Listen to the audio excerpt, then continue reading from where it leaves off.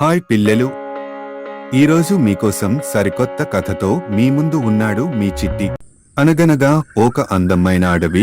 ఆ అడవి నడిబొడ్డున సందడిగా ఉండే పుట్టలో ఆండీ అనే ధైర్యమైన చిన్న చీమ నివసించేది. చిన్న చీమగా ఉన్నప్పటికీ ఆండీకి ఆకాశం అంత పెద్ద హృదయం మరియు హద్దులు లేని సంకల్పం ఉంది.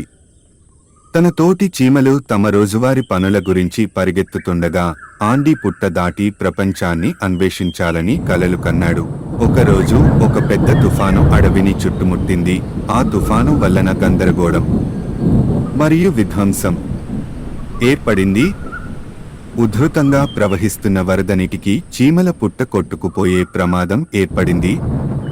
రెండవ ఆలోచన లేకుండా ఆండీ తన తోటి చీమలను ఒక డ్యాం నిర్మించడానికి మరియు వారి ఇంటిని రక్షించడానికి కలిసి పని చేయడానికి అందరినీ సహాయం కోరాడు. మిగిలిన చీమలు కొంచెం కంగారుపడ్డాయి, కానీ ఆండీ యొక్క ధైర్యం మరియు నాయకత్వం ఇతర చీమలకు ధైర్యం ఇచ్చాయి.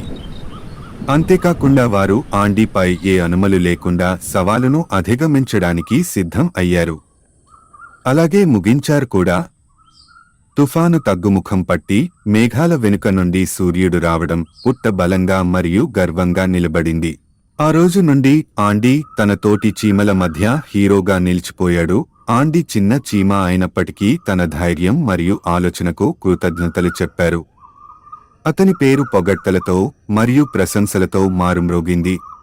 అలాగే అతను పొట్టిగా ఉన్నప్పటికీ ఆండీ యొక్క ధైర్యం నిజమైన బలం లోపల నుండి వస్తుందని అందరూ మెచ్చుకున్నారు.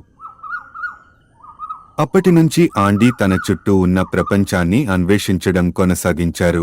ప్రతి కొత్త సవాలును ధైర్యంగా, ఆత్మవిశ్వాసం మరియు నిండిన హృదయంతో ఎదుర్కొనసాగాడు. కాబట్టి పిల్లలు, చీమ ఎంతో చిన్నది కానీ పనిలో మిన్నది. మీరు కూడా ఎలాంటి పరిస్థితులలో అయినా ధైర్యంగా ఉండాలి. సో ఇంకొక సరికొత్త కథతో మీ ముందు ఉంటాను. బాయ్ పిల్లలు.